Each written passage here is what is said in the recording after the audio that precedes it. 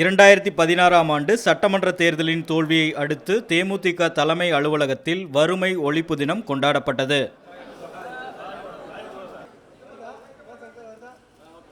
விஜயகாந்தின் 65வது பிறந்த தினத்தை பசுமை தமிழகம் என்ற பெயரில் கொண்டாட திட்டமிட்டுள்ளதோடு இவ்விழாவில் 2.5 லட்சம் மரக்கன்றுகளை விஜயகாந்த் தனது தொண்டர்களுக்கு வழங்கினார். மேலும் எம்ஜிஆர் காது கேளாதோர் பள்ளிக்கு 50,000 ரூபாய் நன்கொடையாகவும் வழங்கினார்.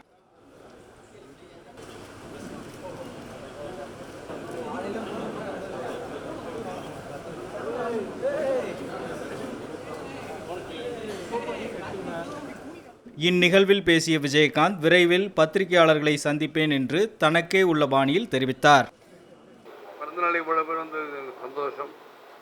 அதே போல் என்னென்ன விஜயகாந்த் கேள்வி கேட்கலாம்னு கேள்விக்கெல்லாம் பண்ணுறேன். ஏன்னா இது நல்ல நிகழ்ச்சி. இந்த நிகழ்ச்சி நீங்கள் போடுங்க, அது மட்டும் செஞ்சால் எனக்கு போதும்.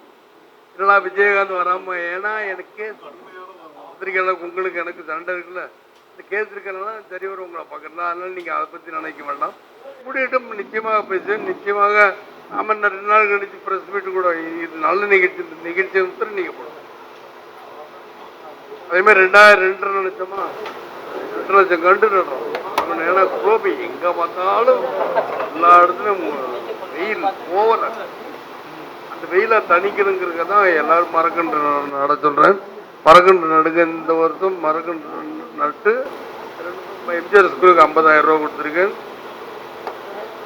அது சாப்பாடு எல்லாரும் உங்களுக்கு தெரியும் என்று தெரிவித்து கொண்டு விடைபெறுகிறேன். நன்றி, வணக்கம்.